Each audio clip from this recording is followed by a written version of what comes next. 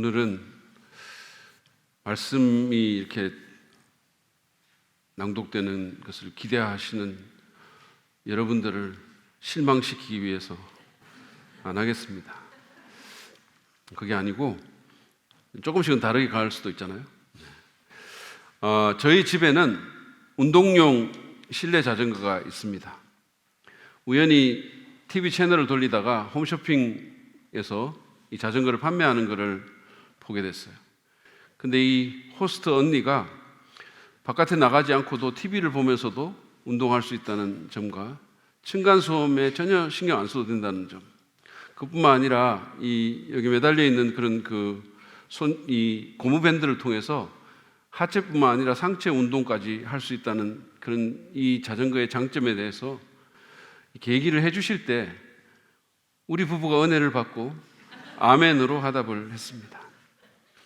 거기다가 군살이 하나도 없는 그런 매력적 몸매 남녀 모델들이 이 자전거 위에 앉아서 정말 막 신나게 땀을 흘리면서 운동하는 모습을 보여줬을 때 드디어 지름신이 강림했습니다. 그래서 질렀습니다. 그렇게 해서 이 실내 자전거는 우리 집 거실로 들어왔고, 처음에 우리는 이 자전거를 너무 좋아했고 그리고 막 서로 먼저 앉으려고 하고 실제로 한두 달은 계속해서 그 운동을 했던 것 같아요. 저희 아내는 저보다 훨씬 더 오래 했습니다. 근데 지금은 어떻게 됐을까요? 안타깝게도 지금은 그 위에 아무도 앉지 않고 이렇게 물건이 앉아 있고, 저희 집사람 가방이 걸려 있고 이렇습니다. 여러분, 이 자전거는 원래의 목적을 상실했습니다. 그냥 거실 구석에 자리만 차지하면서 아무것도 하지 않고 있는 거죠. 인생도 교회도 물건도 목적대로 쓰이지 않으면 이렇게 가치를 잃고 심지어 흉물이 되기도 합니다. 여러분은 어떠신가요? 여러분은 만들어진 목적대로 살고 있으십니까? 여러분의 목적에 헌신된 삶을 살고 있나요? 우리 교회는 또 어떻습니까? 제가 지난주에 개인뿐만 아니라 교회도 하나님께서 부여해 주신 신적 목적을 가지고 있다는 사실을 여러분에게 말씀을 드렸습니다. 그러면서 전통이나 교단의 간습이나 문화나 또는 교회의 프로그램이나 행사나 재정 같은 것이 아니라 교회가 목적에 이끌릴 때 건강한 교회가 되고, 또 우리 또한 이 목적에 헌신할 때 즐겁고 기쁘고 슬기로운 교회 생활을 할 수 있음을 말씀드렸습니다. 특별히 우리는 새롭게 탄생한 예루살렘 교회의 모습을 묘사하고 있는 사도행전 2장 42절부터 47절까지의 말씀을 보면서 교회의 두 가지 목적을 나누었는데, 여러분 혹시 기억이 나십니까? 제 눈을 안 쳐다보고 싶으시죠? 말씀 훈련과 교제라는 목적을 말씀드렸습니다. 우리는 그 두 가지가 하나님께서 교회에 주신 핵심 목적이고, 그 목적에 헌신하는 것이 구체적으로 어떤 의미인지를 서로 나누고 살펴봤습니다. 오늘은 교회에 주어진 나머지 목적이 무엇인지를 보면서 그 목적에 헌신한다는 것이 구체적으로 어떤 의미인지 같은 본문을 가지고 함께 생각해 보기를 원합니다. 이 시간에 우리가 그래서 이 시간에 성경을 본문 말씀을 읽도록 할 텐데요. 제가 한 절 읽고 여러분이 또 받아서 읽고 교독하도록 하겠습니다. 그들은 사도들의 가르침에 몰두하여 서로 사귀는 일과 빵을 떼는 일과 기도에 힘썼다. 모든 사람에게 두려운 마음이 생겼다. 사도들을 통하여 놀라운 일과 표징이 많이 일어났던 것이다. 믿는 사람은 모두 함께 지내며 모든 것을 공동으로 소유하였다. 그들은 재산과 소유물을 팔아서 모든 사람에게 필요한 대로 나누어 주었다. 그리고 날마다 한 마음으로 성전에 열심히 모이고 집집이 돌아가면서 빵을 떼며 순전한 마음으로 기쁘게 음식을 먹고, 그래서 그들은 모든 사람에게서 호감을 샀다.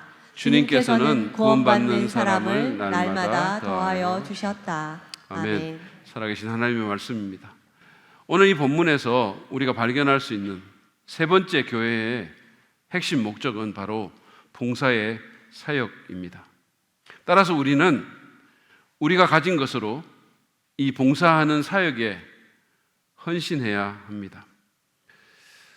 사도행전 2장 44절부터 45절 말씀을 한번 보시죠. 믿는 사람은 모두 함께 지내며 모든 것을 공동으로 소유하였다. 그들은 재산과 소유물을 팔아서 모든 사람에게 필요한 대로 나누어 주었다.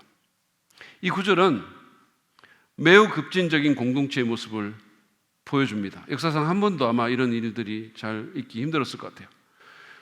그래서 이 구절은 기독교가 사유재산을 인정하지 않고 마치 공산주의를 옹호하는 듯한 그런 오해를 낳기도 하는 구절입니다. 아니면 무슨 기독교인이 되면, 예수 믿게 되면 뭐 교회의 재산 다 바쳐야 되나? 이런 어떤 오해를 받는 그런 구절이기도 하죠. 그러나 그것은 순전히 오해고, 이 장면은 당시의 교회의 상황과 성령의 특별한 역사하심이 맞물려서 연출된 아주 특별한 그런 장관이라고 할 수 있습니다. 알다시피 예루살렘 교회는 신생교회죠. 베드로의 설교로 갑자기 3,000명이 그 교회에 더해진 이런 상황입니다. 원래 마가의 다락방에 모여서 한 120명 정도가 기도를 하고 있었는데 이 120명에 3,000명이 더 더해진 거죠. 그러니까 이게 원래 몸통보다 훨씬 더 한 20배 이상 많은 사람들이 거기에 갑자기 더해진 겁니다. 그러니까 얼마나 큰 필요가 생겼겠습니까? 여러분, 우리 교회에 한 번에 3,000명이 더해진다고 생각해 보세요. 여기서 모이지도 못해요. 예. 그러니까 또 교회를 지어야 될지도 모르는 상황입니다. 2부에 오시는 분들이 1부에 오는 분보다 확실히 믿음이 없네요. 1부 때는 이거 아멘 하는 분이 있었어요. 저 깜짝 놀랐어요. 근데 사실은 한꺼번에 30명만 더해져도 아마 교회가 난리 날 겁니다. 우리 교회 같은 경우에 이 30명이 저기 새가족실, 슬레임실에 들어갈 수도 없어요. 거기다가 이 3,000명 중에 정말 많은 사람들은 유대인 디아스포라, 그러니까 각국에 흩어진 그런 곳에서 이 오순절이라는 유대인 절기를 지키기 위해서 예루살렘에 온 순례객들입니다. 이 사람들은 오순절을 지내고 이제 돌아가야 되는데 갑자기 예상치 못한 계획에 없던 일을 겪게 된 겁니다. 예수님을 믿게 된 거예요. 예수님을 만나게 된 것입니다. 그래서 공동체에 더해져서 신앙 교육을 받게 되었습니다. 아무것도 모르니까 그냥 갈 수는 없잖아요. 뭔가 배우고 가야 되잖아요. 그래서 여행 일정을 늦추지 않을 수가 없었습니다. 그런 과정에서 준비해 왔던 노작돈은 다 떨어졌을 것이고 숙식의 문제라든지 다른 여러 필요들이 생겼을 것입니다. 그래서 예루살렘이나 그 인근의 유대 지방에 사는 그런 성도들은 성령의 감동을 입어서 자발적으로, 누구도 강요하거나 억지로 시키거나 캠페인을 한 것도 아닌데 자발적으로 집이나 밭과 같은 재산을 다 팔고, 그리고 모든 성도가 가지고 있는 소유물을 파는 그런 엄청난 희생을 감내하면서 그것들을 사람들의 필요에 맞게 분배하고 나누어 주는 일을 했던 것입니다. 그 일 가운데는 여러분 사도행전 6장 같은 데를 보면 매일 자기 공동체 가운데 있는 가부들에게 음식을 만들어서 섬기는 일 같은 게 있었던 거예요. 여러분, 우리가 지금 주일날 일주일에 한 번, 그것도 점심만 수백 명의 사람들을 섬기는 국수, 이것만 해도 여러 사람들이 동원돼서 사역하고 일을 하잖아요. 막 얘기도 하고. 근데 이렇게 많은 사람들을 매일같이 섬긴다? 음식으로? 얼마나 많은 일이 있었겠습니까? 여러분, 이게 뭘까요? 이게 바로 사역이에요. 이게 봉사의 일입니다. 엄청나게 큰 사역을 하게 된 거죠. 엄청난 돈을 그들이 팔아서 이렇게 모은 돈을 서로 분배하고 밥을 해주고. 여러분, 교회의 사역은 교회의 태동 때부터 교회를 특징지었던 교회의 핵심 목적이었습니다. 바울은 갈라디아서의 그 5장 13절에서 그리스도인들이 자유를 위하여 부르심을 입었다고 말을 합니다. 그 말은 우리가 구원받은 것은 자유를 위해서 구원받았다는 거예요. 어딘가에 속박되고 종교에 속박되고 또 다른 법에 속박되기 위해서 구원받은 것이 아니라 주님이 주시는 자유를 위해서 우리가 구원을 받았는데, 그런데 거기서 이렇게 얘기를 하죠. 그 자유로 육체의 욕망을 만족시키는 구실로 삼지 말고 사랑으로 서로 섬기시라고 그렇게 권면을 합니다. 그 말은 우리가 사역을 위해서 구원받았음을 함의하고 있는 거예요. 우리가 구원받은 것은 우리 마음대로 살기 위해서가 아니라 서로 섬기고 봉사하기 위해서 구원을 받았다는 말씀입니다. 릭 웰레는 그래서 이에 대해서 이렇게 말을 합니다. 들어보세요. 우리는 다른 사람들을 돕기 위해서 고침을 받는다. 우리는 누군가에게 복이 되기 위해 복을 받는다. 우리는 그저 빈둥거리면서 천국을 기다리기 위해 구원을 받는 것이 아니다. 우리는 섬기기 위해 구원을 받는다. 아멘이신가요? 그렇습니다. 근데 그뿐만이 아니에요. 사실은 우리의 정체성 자체가 사역자입니다. 사도 베드로는 베드로전서 2장 9절에서 우리 그리스도인의 정체성을 열거를 하면서 그 중에 너희는 왕과 같은 제사장들이다 이렇게 말을 했어요. 여기서 만인 제사장직 교리가 나온 것입니다. 여러분, 제사장이 누굽니까? 뭐 하는 사람입니까? 하나님을 위해서 또 백성들을 위해서 사역하는 사역자입니다. 베드로는 여기서 목사나 선교사나 중직자만이 아니라 모든 구원받은 그리스도인이 사역자라고 말을 합니다. 따라서 우리 모두는, 적어도 구원받은 그리스도인들은 다 어떤 형태로든지 사역에 참여해야 되고 교회는 그런 기회를 제공해 줘야 됩니다. 그렇습니다. 교회는 무엇보다도 섬기는 공동체가 되어야 합니다. 사역하는 공동체가 되어야 된다는 말씀입니다. 여러분은 어떠신가요? 여러분은 사역에 참여하고 계십니까? 나는 그럴 여유와 힘이 없습니다. 나는 그런 상황이 아니에요. 내가 지금 얼마나 힘든지 아세요? 이렇게 말씀하시는 분이 있을지 모릅니다. 근데 여러분, 사역은 사역하는 자에게도 유익을 줍니다. 제가 쓴 하나님의 사역 레슨이라는 책의 뒷표지에 보시면 사역, 풍성한 삶을 위한 최고의 부르심이라는 문구가 있습니다. 여러분, 멋지지 않으십니까? 이 문구가? 풍성한 삶을 위한 최고의 부르심이 사역이래요. 사역의 강에 풍덩 뛰어들고 싶지 않으십니까? 여러분, 누가 이 멋진 문구를 만들었을까요? 접니다. 그 아래에 보면 이런 말도 있어요. 그리스도인이여, 그냥 의자만 데우는 교인이 되지 말고 신나게 하나님 나라를 세우는 멋진 사역자가 되라. 이거는 또 누가 만들었을까요? 접니다. 오 하나님, 제가 진짜 이 모든 것을 만들었단 말입니까? 여러분들이 지금 저를 목사님 제발 정신 좀 차리세요 이런 표정으로 보고 계시는 것 같은데, 저 지금 정신 차리고 있어요. 저의 유머 감각을 여러분들이 아직도 따라잡지 못하시는 것 같아요. 아무튼 이 책에 보면 우리가 사역하는 가운데 경험할 수 있는 여러 가지 유익들이 나와 있거든요. 제가 이렇게 여러분들에게 알려드리겠습니다. 우리가 사역을 하게 되면 어려움도 있지만 유익이 있습니다. 어떤 유익이 있을까요? 먼저 우리의 성품이 빚어집니다. 사람들하고 부대끼고 이런 상황들, 여러 상황들 가운데 우리의 성품이 빚어지죠. 하나님의 역사를 경험하게 됩니다. 뿐만 아니라 겸손을 배웁니다. 내가 사역하는 것이 언제나 내 뜻대로만 되는 것은 아니고 때로는 좌절도 있고 실망도 있기 때문에 내가 이 정도인가 그러면서 겸손을 배워요. 그리고 다른 사람에 대한 관심을 키우게 됩니다. 그리고 기도의 필요성을 느끼게 되죠. 여러분, 기도 좀 했으면 좋겠다, 근데 기도가 잘 안 돼, 이런 분들 계세요? 목회하십시오. 목회를 한번 해보세요. 그러면 기도 안 할 수가 없어요. 진짜 기도 안 할 수가 없습니다. 그리고 영적 근육이 단단해지죠. 사역하다 보면 이게 프레셔가 오기도 하고 여러 가지 이런 게 오죠. 여러분, 역도하는 사람들이 힘든 거 들잖아요. 어깨에 프레셔가 오고 그러면서 근육이 형성되는 것처럼 사역하면서 우리가 영적 근육을 형성할 수 있어요.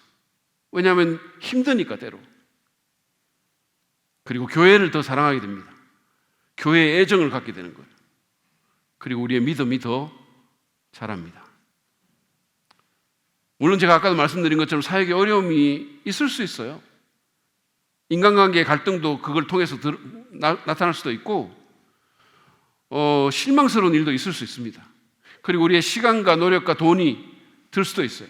근데 그 모든 것을 뛰어넘는 유익이 있습니다. 그럴 만한 가치가 있다는 얘기예요. 그러므로 여러분 전체 교회 세팅이든 아니면 목장이든 부서든 간에 어떤 형태로든 사역에 참여하시기를 바랍니다. 우리는 사역이 교회의 핵심 목적 가운데 하나임을 너무 잘 알기 때문에 사역에 대한 그 하나님의 뜻을 알고 사역이 우리 신앙에 미치는 유익을 우리가 알기 때문에 모든 성도님들이 사역하기를 바랍니다. 그리고 그렇게 사역하라고 권유합니다. 그래서 주보에 사역자 모든 성도라고 적은 거예요. 여러분 주보 앞에 보시면 사역자 모든 성도라고 적혀 있습니다. 근데 보통 이제 사역자라는 말은 일반 다른 교회를 가면 저희 같은 목회자, 교육자들, 선교사들 뭐 이런 사람들을 사역자라고 부르죠. 근데 우리 교회 주보에 이렇게 사역자 모든 성도라고 이렇게 써져 있어가지고 어떤 분들은 그거 보고 되게 좋아하시는 분도 있고 신선해하기도 해요. 이 교회가 사역자 모든 성도라고 했네? 이렇게 하시는 분이 있습니다. 그런가 하면 어떤 분은 요거 진짜야? 구라야? 이렇게 생각하는 분도 있어요. 진짜 모든 사람 사역해? 뭐 이렇게 생각하는 분도 있어요. 근데 여러분 너무 그렇게 따지지 마세요. 이건 사실은 우리의 믿음과 비전을 적은 거죠. 모든 사람이 모든 성도가 사역했으면 좋겠다. 우리는 그런 교회가 되고 싶다. 한국 교회는 모든 성도의 집사화를 꿈꾼다 이런 말이 있어요. 모든 성도가 다 집사예요. 그런데 저희 교회는 모든 성도의 사역자화를 꿈꿉니다. 이럴 때는 좀 아멘을 좀 해주세요. 그리고 실제로 거의 모든 성도가 적어도 주일 점심을 위한 봉사, 식당 봉사는 거의 돌아가면서 다 합니다. 사역에 뛰어드시기 바랍니다. 하나님이 주신, 여러분에게 주신 은사와 시간과 물질과 열정을 가지고 정기적이든 비정기적이든 타이틀이 있든 없든 누군가를 섬기십시오. 여러분의 영혼이 살아나고 교회가 세워질 것입니다. 그리고 하나님은 여러분의 그 수고를 결코 잊지 않을 것입니다. 예수님께서 말씀하신 것처럼 예수님의 이름으로 소자에게 냉수 한 컵 주는 것도 결코 그 상을 잃지 않을 것이라고 주님이 약속하셨어요. 그런 면에서 보면 이 사역은 최고의 투자이기도 합니다.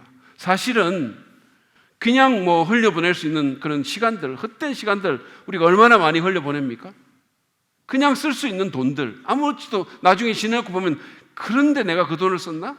이런 돈들, 헛된 일에 쓰는 재능들, 이런 것들 주님을 위해, 주의 백성들을 위해, 이 세상을 위해 쓰시라는 거예요. 봉사하는 일에. 그러면 여러분 결코 영원토록 그 상을 잃지 않는다고 했어요. 그보다 더 좋은 투자가 어디 있습니까? 그러므로 바울이 고린도전서 15장 58절에서 권면한 것처럼 굳게 서서 흔들리지 말고 더욱 주의 일에 힘쓰는 우리가 되기를 바랍니다. 왜냐하면 우리의 수고가 주 안에서 헛되지 않을 것임을 우리가 알기 때문이에요. 오늘 본문에서 우리가 발견하는 교회의 목적, 그 세 번째는 사역이었는데요. 네 번째 목적은 예배입니다. 따라서 우리는 하나님을 전심을 다해 예배하는 일에 헌신해야 합니다. 교회는 하나님을 예배하기 위해서 있습니다. 여러분 46절 상반절과 47절 상반절을 한번 보시죠. 그리고 날마다 한 마음으로 성전에 열심히 모이고 집집이 돌아가면서 빵을 떼며 하나님을 찬양하였다. 예루살렘 교회의 성도들은 날마다 한 마음으로 성전에 열심히 모였다라고 말을 합니다. 왜 그랬을까요? 성전 식당에서 국수 먹고 성전 카페에서 커피 마시고 뭐 그러기 위해서 모였을까요? 아닙니다.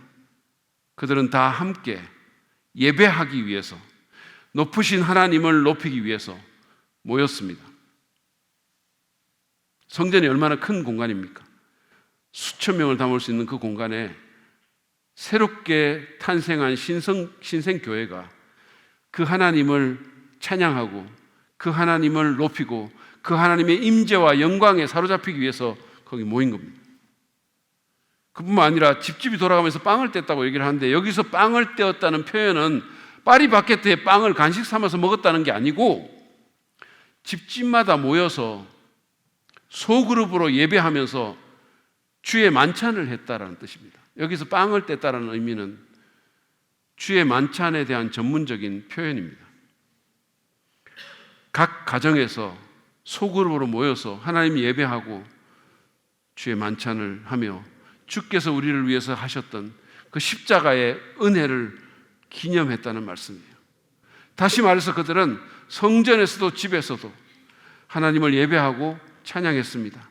존 스타트는 이것을 공식적이며 비공식적인 예배라고 했고, 릭 워런은 대그룹과 소그룹의 예배라고 했습니다. 그들은 매일 주일에만 모인 게 아니라 매일 열심히 모였을 뿐만 아니라 공식적으로도 예배하고 비공식적으로도 예배했습니다. 대그룹으로도 예배하고 소그룹으로도 예배했습니다. 성전과 같은 종교적인 세팅에서도 예배를 했고 집과 같은 비종교적인 공간에서도 예배를 했습니다. 한마디로 그들은 예배의 진심이었었어요. 하나님을 예배하는 일에 온전히 헌신했던 것입니다. 여러분, 예배는 우리 개인의 존재 목적인 거 알고 계시나요? 릭 워런의 목적이 이끄는 삶이라는 책의 첫 챕터의 첫 문장이 어떻게 시작하는지 아십니까? 이렇습니다. 이것은 우리에 관한 것이 아니다. It's not about you. 우리가 왜 존재하는가라는 질문을 하면서 이 책이 시작하거든요. 근데 거기에 대한 대답이 첫 문장이 이거예요. 우리가 왜 존재합니까? 그것은 우리에 관한 것이 아닙니다. 우리는 우리를 위해서 존재하지 않습니다. 그러면 그것은 무엇에 대한 것인가요? 그것은 하나님에 대한 거예요. 우리를 만드신 분, 우리를 죽기까지 사랑하신 분, 영원토록 우리를 구원하시고 보호하시고 영원히 우리와 함께 하실 분, 우리가 존재하는 것은 그분에 대한 것이라는 거예요. 그렇습니다. 우리는 하나님을 예배하도록 창조되었습니다.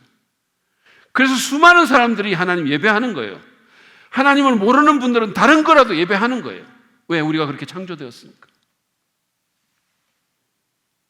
이사야 선지자는 당시에 이스라엘 백성을 이사야서 43장 7절에서 나에게 영광을 돌리라고 창조한 사람들, 내가 빚어 만든 사람들이라고 표현했습니다. 나에게 영광을 돌리라고 만든 사람들. 그게 우리의 존재 목적이라는 거예요. 그래서 하나님께 영광을 돌리면 그래서 우리도 좋은 거예요. 여러분 기억하십시오. 우리는 하나님을 높이기 위해서 창조된 존재입니다. 그래서 웨스트민스터 소열의 문답 제1항은 인간의 제일 되는 목적에 대해서 이렇게 서술합니다. 이렇게 고백하고 있어요. 인간의 제일 되는 목적은 하나님을 영화롭게 하며 영원토록 그분을 즐거워하는 것이다. 우리 같이 한번 이거를 읽어볼까요? 시작. 인간의 제일 되는 목적은 하나님을 영화롭게 하며 영원토록 그분을 즐거워하는 것이다. 아멘. 이처럼 우리가 하나님을 예배하기 위해서 창조되었기 때문에 참된 예배를 드리는 것보다 우리 영혼에 더 큰 만족을 주는 것은 없습니다. 저는 예수 믿기 전에 저를 즐겁게 해줄 수 있다고 제가 믿었던 많은 것들을 해봤던 사람이에요. 그 많은 것들이 무엇인지 궁금하신가요? 궁금하시다. 알고 싶으신가요? 여러분, 다른 사람의 별로 말하고 싶어 하지 않는 그런 정말 안 좋은 과거를 그렇게 알고 싶어 하는 그 마음, 그거 별로 좋은 거 아니에요. 별로 좋은 거. 사실은 제가 정말 이렇게 저를 만족시키고 저를 즐겁게 해줄 것으로 생각했던 것을 제가 많이 해봤지만 정말 별거 없었고요. 물론 찰나적인 어떤 즐거움과 만족은 있었죠.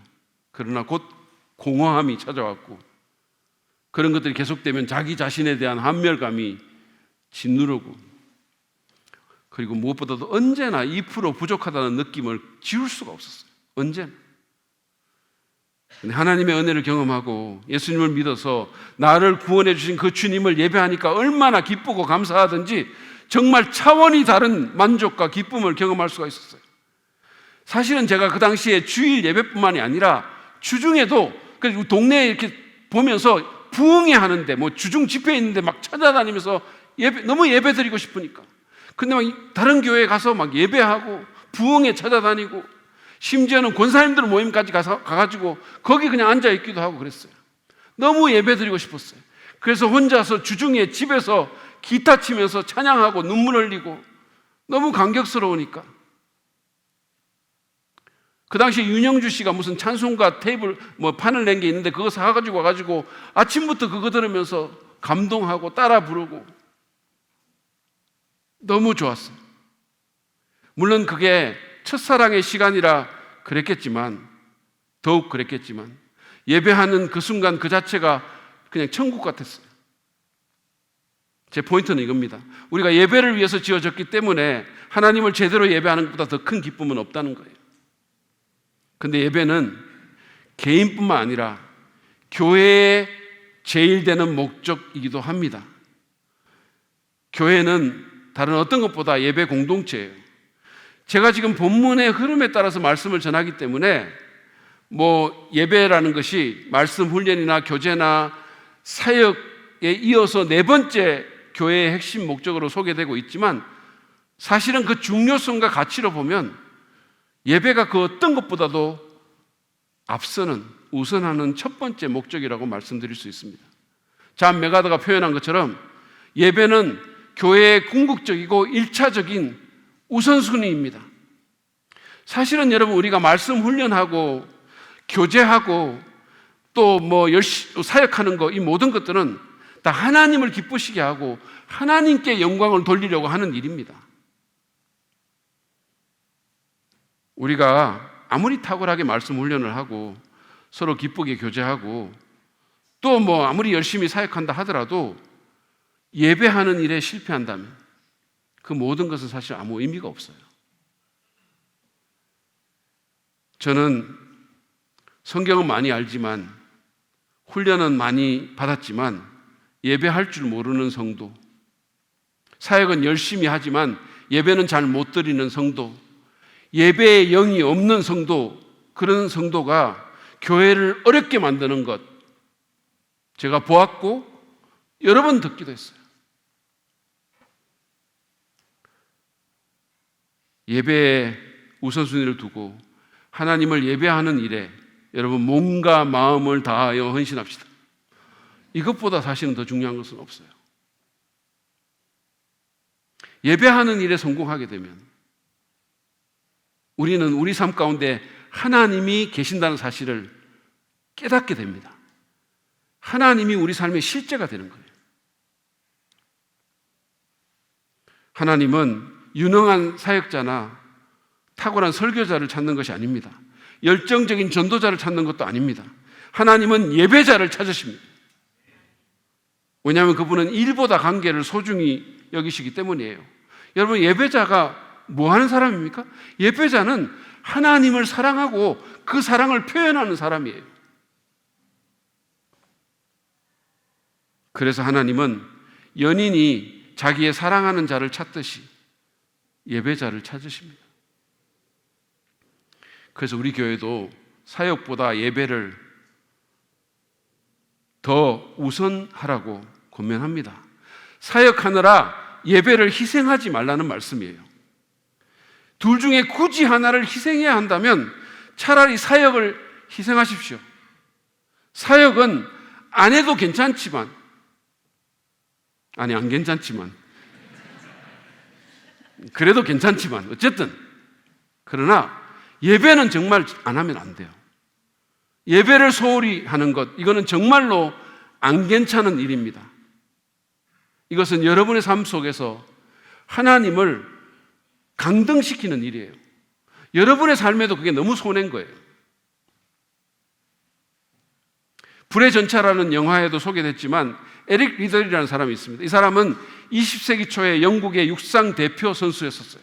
그 당시에 굉장히 유명했던 사람입니다.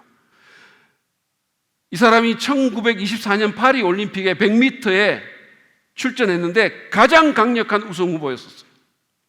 그런데 그 경기가 주일에 잡힌 것을 알고 그는 그것을 포기했습니다. 하나님께 예배드리기 위해서였었어요. 이 사람에게 중요한 것은 금메달도 아니고 육상 경기의 커리어도 아니고 심지어 영국도 아니었어요. 이 사람에게 정말 중요한 것은 하나님이었습니다. 하나님을 예배하고 하나님을 즐거워하는 것. 그래서 주일에는 뛰지 않겠다고. 그래서 실제로 교회에 가서 예배를 드렸어요. 그로 인해서 이 사람은 영국인들에게 엄청난 비난을 받았습니다. 그러나 하나님은 당신을 존귀하게 여기는 그를 높이셨어요. 그래서 다른 선수의 들러리로 취급받던 자기 주종목이 전혀 아닌 400m 경주에서 누구도 예상치 않은 세계 신기록을 세우면서 우승하도록 도우셨고, 그뿐만 아니라 주종목이 아닌 200m에서도 동메달을 받도록 이끄셨습니다.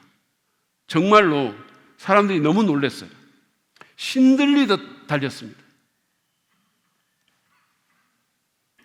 여러분, 예배를 귀하게 여깁시다. 그것은 옵션이 아니에요. 에릭 리들이 신들리듯 달려가지고 그래서 그 400m 경주를 우승을 했는데 그때 결승 테이프를 끊고 완전히 그냥 운동장에 그냥 뻗었거든요. 정말로. 근데 그 상황에서 그의 손에 한 쪽지가 있었는데 그 쪽지에 여러분 무슨 글귀가 적혀 있는지 아십니까? 사무엘상 2장 30절 말씀. 나를 존중히 여기는 자를 나도 존중하리라. 나를 존중히 여기는 자를 나도 존중하리라. 이 말씀 붙잡고 달린 거예요. 이 말씀을 기억하십시오. 저는 우리 교회가 예배에 진심인 교회가 됐으면 좋겠어요. 너무 쉽게 예배에 결석하는 사람들이 없었으면 좋겠어요. 가능하면 모든 사람들이 지각하지 않았으면 좋겠어요.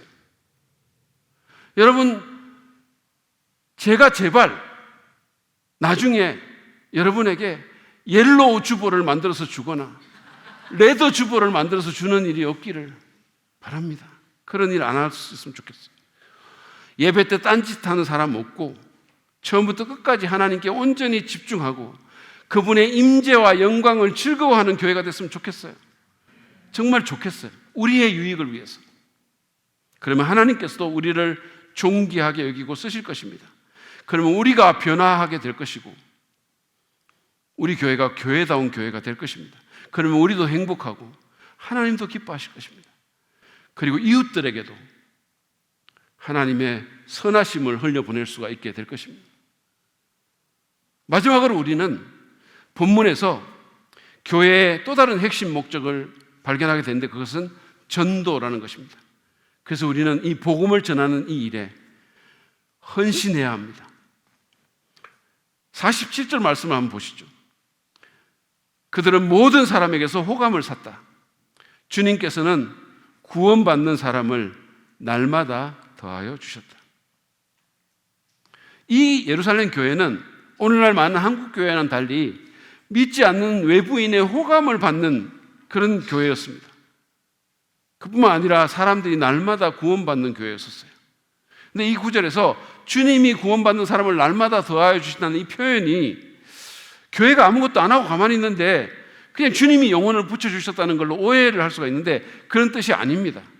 저는 예수 믿은 지 40년이 넘지만 단 한 번도 제가 가만히 있는데 누군가 와가지고 진짜 제가 복음 알고 싶은데 구원받을 수 있는 거 좀 가르쳐 주세요. 말해 주세요. 그래서 한 사람도 못 봤어요. 그런 일은 거의 없습니다. 그뿐 아니라 사도행전을 읽어보면 초대교회 성도들이 얼마나 열심히 전도했는지 너무 잘 볼 수 있어요. 따라서 날마다 사람이 구원받았다면 그것은 그들이 날마다 전도했기 때문입니다.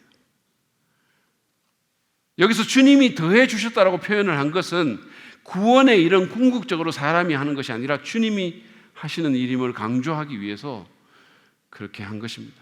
인간의 책임이 없다는 말이 아닙니다. 그러면 여러분, 이 사람들은 어떻게 전도에 헌신했을까요? 먼저는 자기들의 삶의 간증을 통해서 그렇게 했습니다. 교회 공동체의 차원이 다른 그 사랑과 성도들의 변화된 삶이 사람들의 마음을 연 거예요. 이 사람들이 이렇게 보니까 이 새롭게 탄생한 이 교회가 서로 사랑하는데 장난이 아닌 거예요. 누구도 어디서도 볼 수 없었던. 아니, 자기 재산을 팔아가지고 어려운 사람들, 부자가 재산 팔아서 어려운 사람들 도와주고, 아무런 조건 없이 사랑하고 받아주고, 뭐 이런 사람들이 다 있지. 호감이 간 거예요. 이 사람들은 복음을 전했을 뿐만 아니라 복음을 살아냈습니다. 아니, 그들 자신이 기쁜 소식이었었어요. 여러분은 누군가에게 기쁜 소식입니까? 한번 생각해 보세요. 아니면 슬픈 소식이세요? 여러분, 예수 믿는 사람은 이 표정부터 좀 풀어야 되는 거예요. 예? 예전에 그 미인 대칭이라는 거 혹시 기억나세요? 예수 믿는 사람들이 누군가를 전도를 잘하려면 미인 대칭 하셔야 됩니다. 그게 무슨 뜻인지 아세요? 미소 짓고 인사하고 대화하고 칭찬해야 됩니다. 우리가 표정이, 이게 예수 믿는 사람 표정이, 이 표정 자체가 기쁜 소식이 아니고 슬픈 소식 또는 험악한 소식, 불안한 소식, 이렇게 돼서 되겠습니까? 옆 사람 쳐다보세요. 옆 사람 우리 표정 한번 보시고, 기쁜 소식처럼 느껴지시나요? 왜 아멘 안 하세요? 우리의 삶의 간증이 사람들의 마음을 열게 합니다. 둘째는 초자연적인 성령의 역사를 통해서 전도가 일어납니다. 43절을 보세요. 모든 사람에게 두려운 마음이 생겼다. 사도들을 통하여 놀라운 일과 표징이 많이 일어났던 것이다. 여기서 두려운 마음은 경외감이라는 거죠. 우주선이 확 올라갈 때 사람들이 느끼는 그런 감정이 있잖아요. 그런 경외감을 느꼈다는 거죠. 성령의 역사 때문에 아무도 이 사람들을 무시할 수가 없었습니다. 우습게 여길 수가 없었습니다. 여러분, 전도는요, 궁극적으로 성령님이 하시는 일입니다. 우리는 성령의 충만과 성령께서 우리의 한계를 뛰어넘어 일하시도록 믿고 기대하고 기도해야 됩니다. 예수 믿는다는 게 무슨 뜻이에요? 맨날 그냥 인간적인 수준에서 살고 그렇게 생각하고 그렇게 반응하고 그렇게 관계하면 예수 믿는다는 의미가 어디 있습니까? 그것을 뛰어넘는 성령의 역사가 우리에게 필요한 거예요. 여러분, 초대교회 성도들은 성령의 강력한 역사 가운데 사람들이 그 공동체를 보고 경외감을 느꼈다 그랬어요. 저는 오늘 아침에도 그렇게 기도했어요. 하나님, 우리 힘으로 할 수 없는 일들, 우리의 상식을 뛰어넘는 일들이 우리 가운데, 누군가의 마음 가운데 일어날 수 있도록 도와주세요. 세 번째로, 그들은 기도를 통해서 전도에 헌신합니다. 여러분, 예루살렘 교회는 기도하는 교회였습니다. 1장, 2장에 보면요, 이 교회는 기도하는 중에 성령을 받아서 나가서 전도합니다. 그리고 4장에도 보면 위협 가운데서도 담대히 복음을 전하고 전도의 문이 열리도록 성도들이 모여서 기도합니다. 여러분, 전도의 문이 열리도록 기도하십시오. 하나님이 여시면 닫을 사람이 없다라고 그랬어요. 철옹성 같았던 누군가의 마음이 열릴 수 있도록 기도하세요. 누군가의 이름을 부르면서 기도하세요. 여러분, 사람에게 하나님에 대해서 말하기 전에 하나님께 그 사람에 대해서 먼저 말하라는 말이 있어요. 여러분, 전도하고 싶은 사람이 있습니까? 간절히 마음에 품고 이 사람도 예수 믿었으면 너무 좋겠다, 나하고 같이 하나님 알면서 생활하다가 천국 같이 가서 영원히 살았으면 좋겠다, 그런 사람 있으십니까? 그러면 그 사람은 하나님께 아뢰세요. 그 사람이 하나님께 찍히게 만드세요. 하나님께 찍히면 삽니다. 기도하세요. 마지막으로, 이 사람들은 직접적인 복음의 전파를 통해서 전도에 헌신합니다. 그들은 실제로 세상에 나가서 전도했어요. 전쟁도 최후의 승리를 위해서는 각계병사가 직접 몸으로 부딪혀야 하듯이 전도도 그래야 합니다. 생각만 하고 있다고 전도가 이러는 건 아니잖아요. 기도만 한다고 다 되는 건 아니잖아요.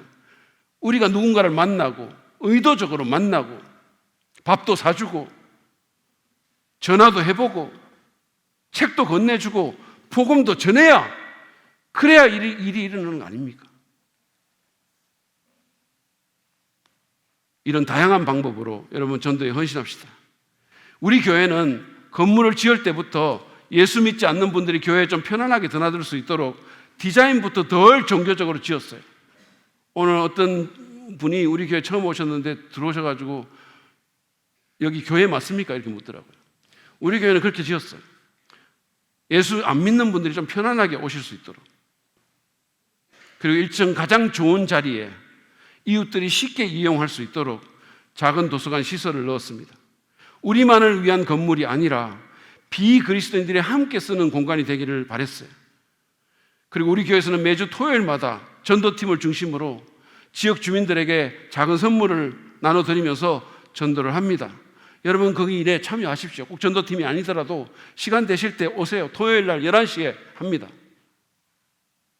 특별히 다음 주 토요일은 어린이날 다음 날이라서 교회 아이들 초청해서 무슨 바람개비라든지 풍선 같은 거, 솜사탕, 붕어빵 이런 거 나눠주면서 전도한다고 합니다. 아이들이 주님께 나올 수 있도록 기도로, 물질로 도우십시오. 이거 아이들을 위한 선물 사는데 많은 돈이 필요하대요. 여러분이 지목해서 헌금하시면 그 일에 쓰도록 하겠습니다. 그렇게 해서 여러분은 이 일에 참여할 수가 있습니다. 무엇보다도 직접 동네에 있는 아이들 좀 데리고 오십시오. 만약에 그 아이들이 그렇게 해서 교회에 연결되고 예수님 믿게 되었다면 그 아이들은 영원토록 여러분에게 감사할 겁니다. 영원토록.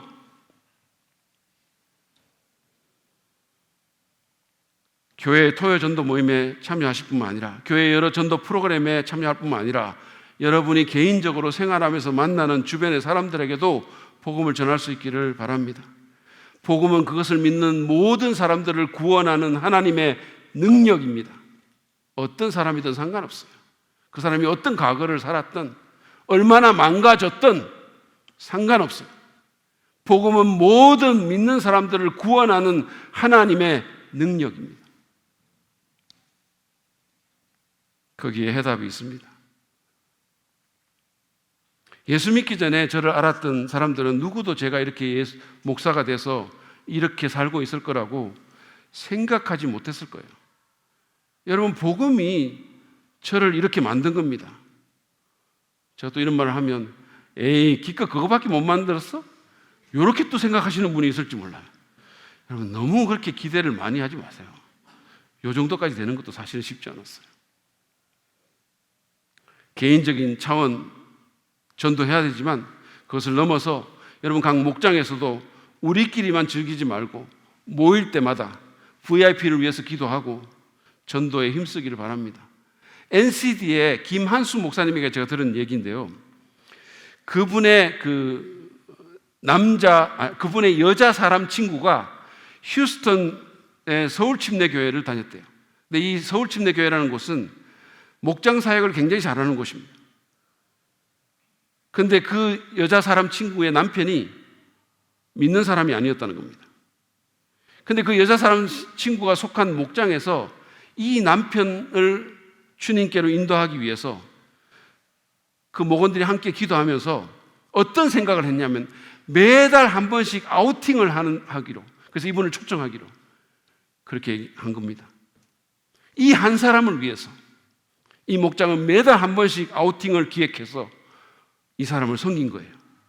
최고급 스테이크 집으로 데리고 가서 스테이크를 대접하기도 하고, 휴스턴 애스트로스라고 그 메이저리그 야구팀이 있거든요. 거기 경기에 막 티켓 사가지고 비싼 좌석에 데리고 가기도 하고, 6개월 동안 계속해서 그렇게 한 거예요.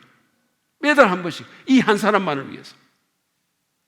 6개월이 지난 후에 이 남편의 마음이 열렸는데 그 이유가 뭐냐면 자기는 지금까지 자기만을 위해서 살았는데, 자신의 성공과 행복만을 위해서 정신없이 살아왔는데 지난 6개월 동안 경험해 본 이 목장의 사람들은 그렇지 않더라는 거예요. 자기에게 없는 뭔가를 갖고 있는 것 같더라는 거예요. 특별히 그 목장의 목자 부부가 자기에게 보여준, 저 알지도 못하는 자기 같은 사람한테 보여준 그 사랑과 헌신, 그 관심은 자기로서는 도저히 이해하기 힘들었다, 이렇게 얘기했어요. 그래서 이 사람이 그 목장에 정착을 합니다. 그리고 목장에 한참 나오다가 교회를 나와요. 그리고 결국은 이 사람이 예수님을 믿게 됩니다.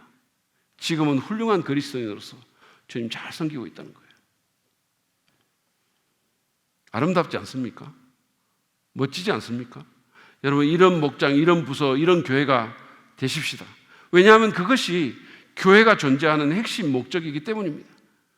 그리고 그렇게 할 때 누군가의 영원한 운명이 변화될 뿐만 아니라 우리 자신의 삶도 풍성하고 의미 있게 될 것이기 때문입니다. 우리는 지난주와 이번 주에 걸쳐서 교회의 핵심 목적 5가지가 무엇이고 그것에 헌신하는 것이 구체적으로 어떤 의미인지를 살펴봤어요. 리그 1에는 위대한 계명과 위대한 사명에 대한 위대한 헌신이 위대한 교회를 만든다라고 말을 했습니다. 여러분, 우리 교회가 하나님을 기쁘시게 하고 사람들에게 선한 영향을 끼치는 위대한 교회가 되기를 원하십니까? 그러면 위대한 헌신이 요구됩니다. 우리는 이 5가지 핵심 목적에 헌신해야 됩니다. 지난주에 제가 말씀드린 것처럼 몸과 마음을 바쳐 있는 힘을 다해 이 일에 우리를 드려야 합니다. 왜냐하면 예수님께서 우리를 위해서 그리고 교회를 위해서 그렇게 하셨기 때문입니다. 그냥 뭐 교회 안에서 내가 인정받고 내 목소리 높이고 무슨 이런 거 신경 쓰는 게 아니라 내 복받고 이런 게 아니라 교회에 주어진 이 위대한 핵심 목적을 이루는 일에 헌신합시다. 그럴 때 우리도 건강하게 성장하고 우리 삶도 풍성하게 되고 우리 삶의 클래스도 높여지고 교회도 교회답게 될 것입니다. 하나님도 더 기쁘게 우리를 쓰실 것입니다. 그보다 더 복되고 슬기로운 일이 어디에 있겠습니까? 하나님이 기뻐하시는 위대한 교회를 세우는 일에 쓰임받는 우리 모두가 되기를 간절히 바랍니다.